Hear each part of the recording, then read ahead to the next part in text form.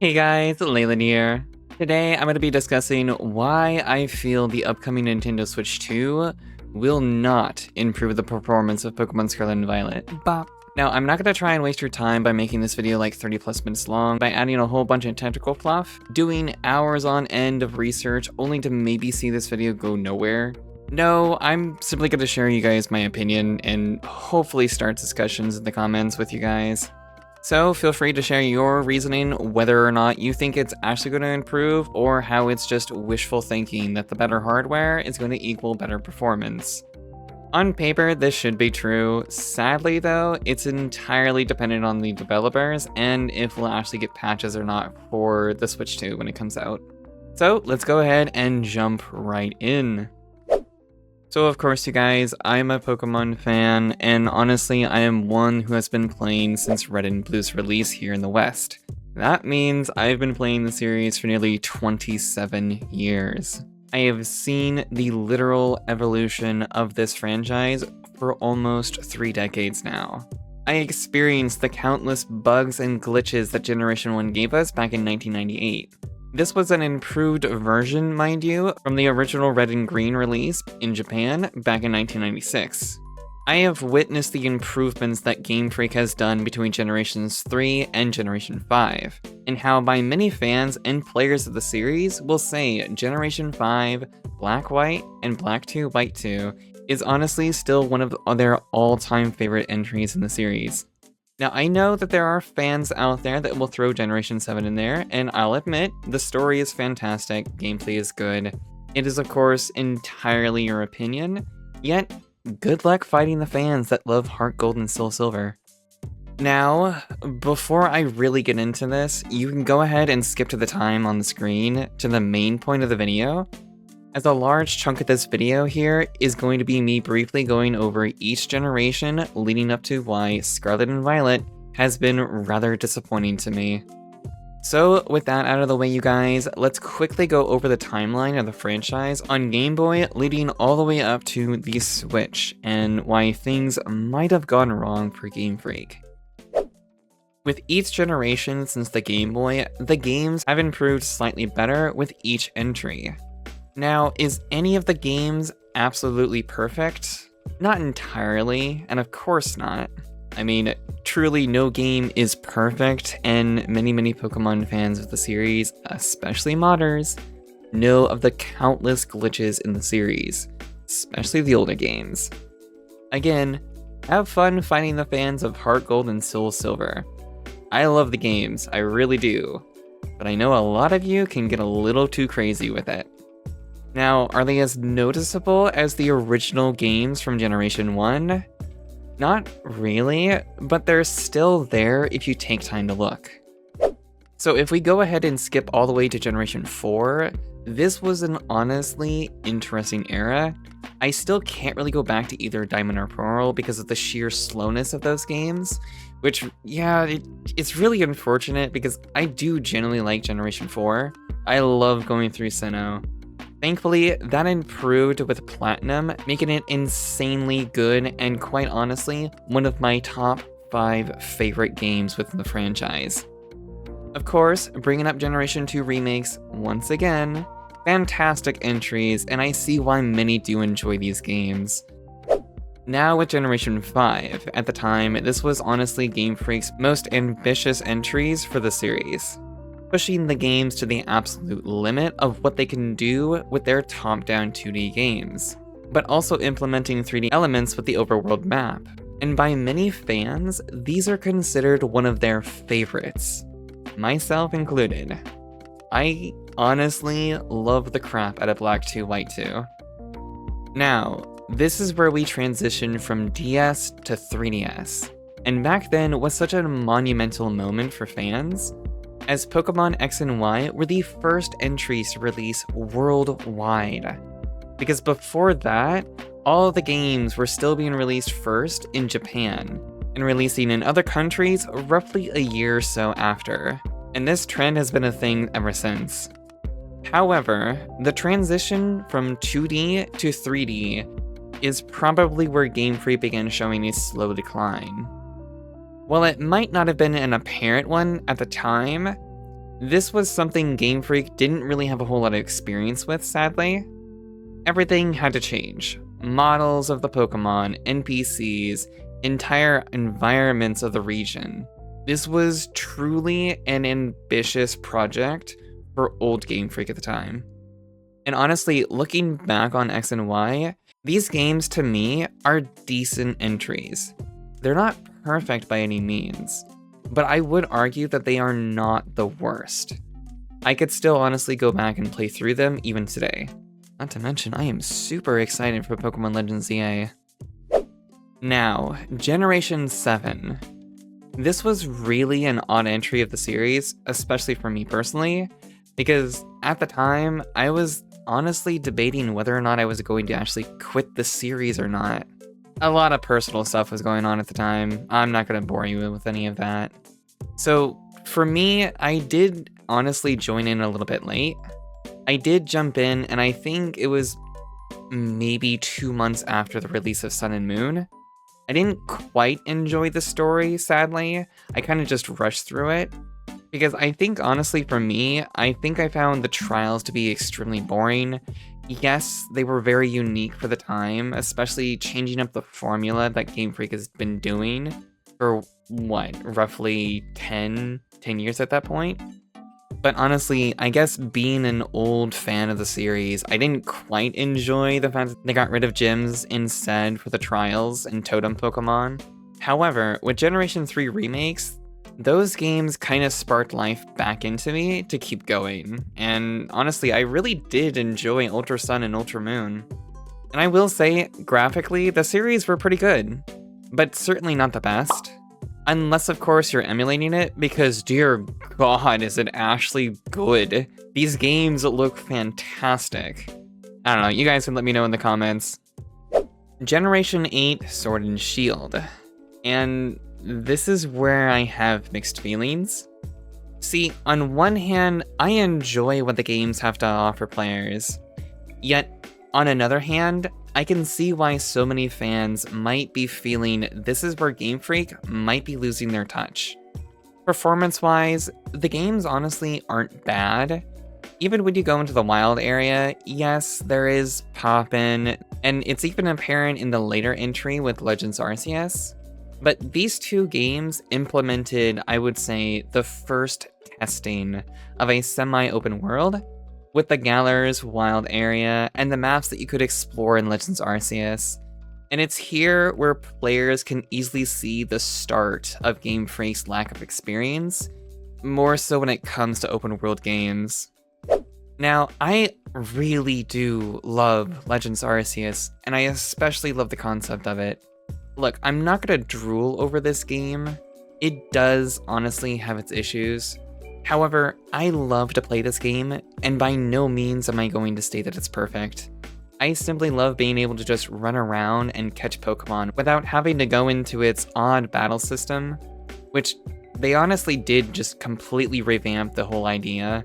It kind of felt like it was an early build for what we now have in Scarlet and Violet. Legends Arceus is truly an odd entry in the mainline series, one of which, again, I am really excited to see how Legends ZA will be like. And to be honest, let me know in the comments below, what are you guys expecting to come out of the upcoming game Legends ZA? Like, I'm really hoping that we do get Sunlane soon, preferably before Pokemon Day. But genuinely, I'm gonna freak if we don't get anything during Pokemon Day, because at that point, it has been an entire year since we've gotten any mention of the game since the initial reveal last year on Pokemon Day. Wow, that's actually insane. And here we are with Generation 9. Now, for those that did come from the timestamp, I had you guys watch that brief talk of Generation 8 and Legends Arceus. That's where I feel Game Freak were truly showing signs that their games are becoming far too ambitious for them. They're just honestly not skilled enough to make open world games like they're doing. Because while I do enjoy the look of Sword and Shield, I've got to admit, how did they go from making Let's Go Pikachu and Eevee genuinely truly amazing looking games to what we have now in Scarlet and Violet. I don't really understand. Like, how can you go from near perfect looking games graphically like that to this? Like, don't get me wrong, it is the first real open world Pokemon games by Game Freak. And yeah, at the launch, it was absolutely terrible. Like, despite some patches since their release a little over 2 years ago, these games still have major issues. With not just performance, but the lighting, pop-in of NPCs, and especially Pokemon. Like, look at this windmill, it still changes in levels of frame rate the further you move towards it and away. The water, even, like, literally the water is still Lag City. Like, I still don't dare to go around the Tag Tree Forest for long either because of the extreme lag. It's insanely terrible. There were some patches that came out with the DLC, and yeah, it did improve certain things a little bit, especially like the performance, but it was only a little bit. If anything at all, really. Like, it's still really hard to tell. I think one thing that actually did improve was the PC boxes. The loading time in with it, and not to mention, I believe the Pokedex as well. They don't take as long, if not, they actually do load quicker. Now, there are many theories out there on the sole reason why these games run so badly as they do. Whether it's because of a memory leak, or how the ocean is supposedly rendered all the time, but even people have said that the ocean itself is like 5 times the size of the Earth. Crazy, but I could believe it. I don't know, but these games still feel like an alpha build. Or was it because they were rushed to push these games out? I mean, for all we know, it could very well just be a combination of all of this and more. Like, I am honestly this close to siding with a group of people that think it is due to the director's laziness to push the games out for an easy cash grab. And honestly, that might be true because Scarlet and Violet, despite everything, the bad reception from fans and reviewers, it's overall the worst rated game in the series. It is right alongside with the Generation 4 remakes. Which, believe me, I want to make an entire video off of the issues with those games at some point, although I'm not really sure if or when I can actually get around to that. But despite all of that, the games sold insanely well. Scarlet and Violet sold roughly 27 million copies. $60 for these games, by the way. $35 for the DLC for both games. So theoretically, to get both games and both DLC, that costs players roughly a total of $210 US. That, of course, is far more expensive if you live in other countries like New Zealand or Australia, and you know what, I'm even gonna throw it in the United Kingdom, all of which it is probably far, far more expensive. Now, I will be honest, while I still jump on Scarlet from time to time, I'm mainly either doing these special Terra Rays that they still pump out, or I'm attempting to do some shiny hunts. Beyond that, I am not actively playing these games. I have tried to attempt a few Nuzlockes in Violet, but I don't know what it is exactly that prevents me from playing through the whole thing. I get bored. Like, genuinely speaking, I am more willing to go back to Sword and Shield despite its own issues. I don't know, maybe I just want to see them go back to having more linear maps and just scrap the whole open world idea altogether. Because unless Game Freak gets new talent within their group, I am genuinely afraid to see what Generation 10 will be like at this point. Especially if Legend ZA is unfortunately the same as Generation 9. And to be honest with you, I kinda wish Game Freak never transitioned to full 3D in X and Y, and just stuck to making top-down 2D games. Like, look at games from Square Enix, more specifically Octopath Traveler, being a fantastic looking 2D HD game. Like, This is something from Generation 5 that had 3D elements in the world, but it was mostly 2D with the battles. Like, this is something they could have just continued doing. And I know many fans would have been fine with that. But of course, now we have the Switch 2, which was recently announced.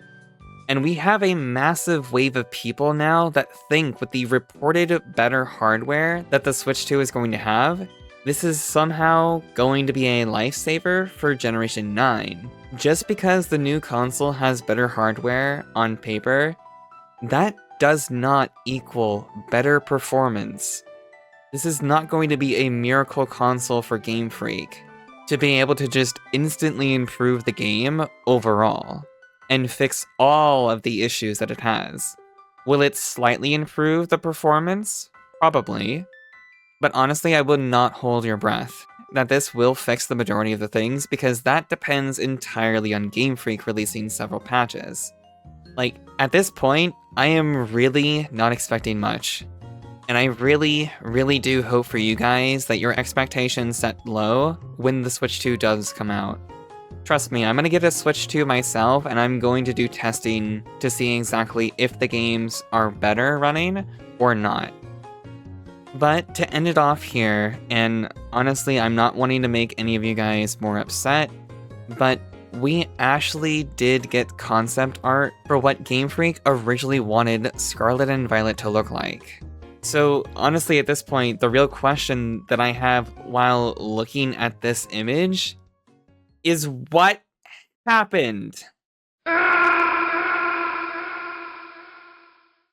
So go ahead down in the comments below, let me know your thoughts, you guys. Again, I am a longtime fan, and while there are certain things Game Freak has done in the past few generations that does have me question things, Scarlet and Violet is one that really has me wondering, are things going to improve at all, or are things going to get much, much worse?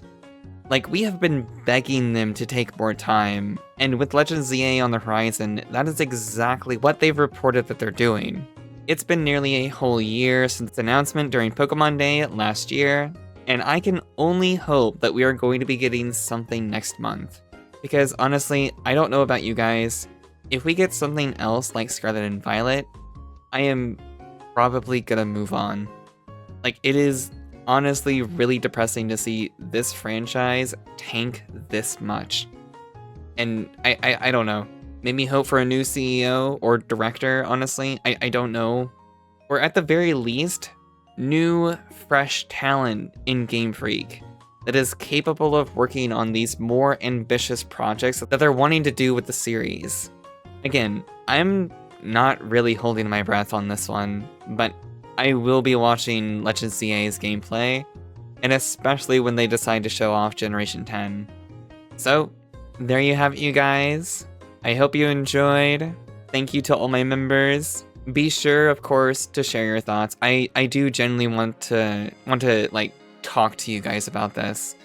And with that, my name is Leyland, and I will see you guys in the next one. Later!